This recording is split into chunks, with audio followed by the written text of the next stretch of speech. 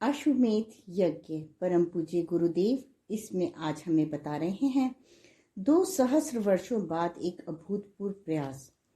देवभूमि भारत के स्वर्णिम अतीत के विषय में जो प्रक्रियाएं क्रियाशील रही हैं, अश्वमेध उनमें से विशिष्टतम है। इसी की उपलब्धियों सत्परिणामों की गौरवानुभूति देशवासियों को जगत गुरु एवं ज्ञान विज्ञान के चक्रवर्ती के रूप में हो सकी थी। मनीषी बार्थ के अनुसार भी इन महायज्ञों का उद्देश्य राष्ट्र देवता के प्रति, जीवन मूल्यों के प्रति विश्वास जागृत करना, जिंदगी जीने की विधियों का शिक्षण देना था। ये सांस्कृतिक एकता के लिए किए गए प्रयास राष्ट्र को राजनीतिक, भौगोलिक एवं भावात्मक स्तर पर समर्थ, सशक्त और दृढ़तम बनाया करते थे। इन्हीं तथ्यों को स्वीकार करते हुए शतपथ ब्राह्मण में अश्वमेध को परस्पर अभिन्न माना है।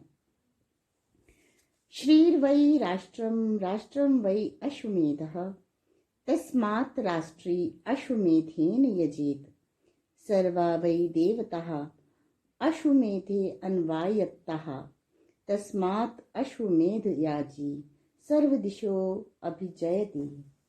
समृद्धि ही राष्ट्र है, राष्ट्र ही अश्वमेध है। राष्ट्र प्रयाण अश्वमेध करें। देवगण यज्ञ में सम्मिलित होते हैं। अश्वमेध का संयोजक सर्वोजयी होता है। महाभारत के आश्वमेधिक पर्व में सुरवच्चा के पुत्र अविक्षित का विवरण मिलता है। धर्मानुरागी, धैर्यवान और जितेंद्रिय नरेश अविक्षित, जिनका एक नाम कारंधम भी था, 100 अश्वमेध संपन्न किए। महाभारत काल उनके पराक्रम की य इजे हय मेधा नाम शतेन विधि वत प्रभु कहकर प्रशंसा करते हैं। अविक्षित की भांति पुराणों में मरुत मानधाता के अश्वमेधों की चर्चा भी विस्तार से की गई है।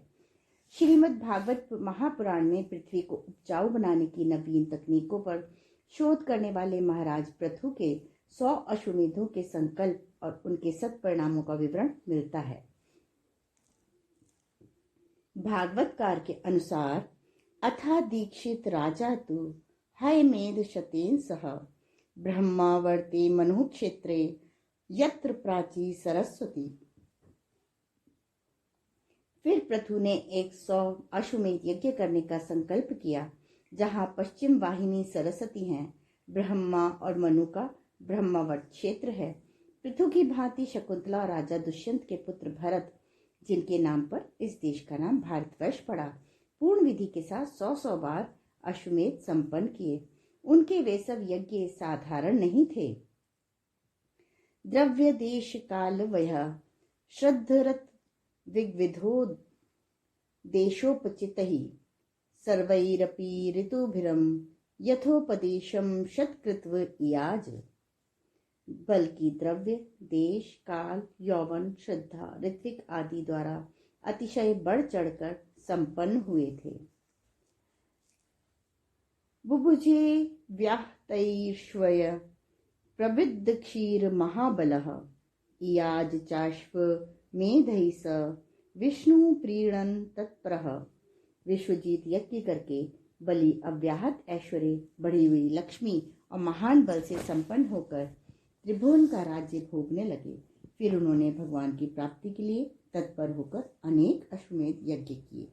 रावण के आतंक को धूल धूसरित कर धरती पर स्वर्ग का अवतरण करने वाले मर्यादा पुरुषोत्तम भगवान राम को अश्वमेध का यजन करने की सलाह देते हुए लक्ष्मण जी ने कहा, अश्वमेधो महायज्ञः पावनः सर्व पापमनां पावनस्तव दुर्धशो रोचताम रघुनंदन।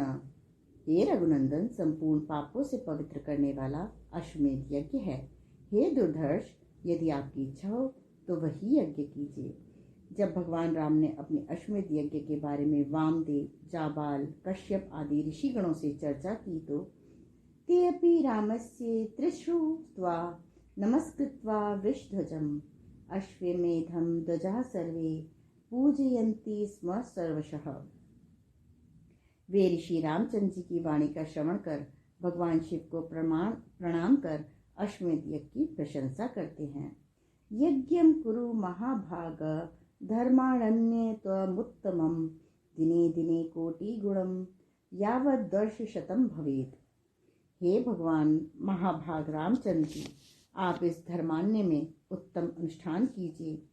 इस यज्ञ के प्रभाव से स्थल की पवित्रता 100 वर्ष तक बढ़ती चली जाएगी, जो मनुष्य में कोटि कोटि सद्गुणों का विकास वृद्धि करती चली जाएगी। आज के स्वाध्याय का क्रम यहीं समाप्त होता है।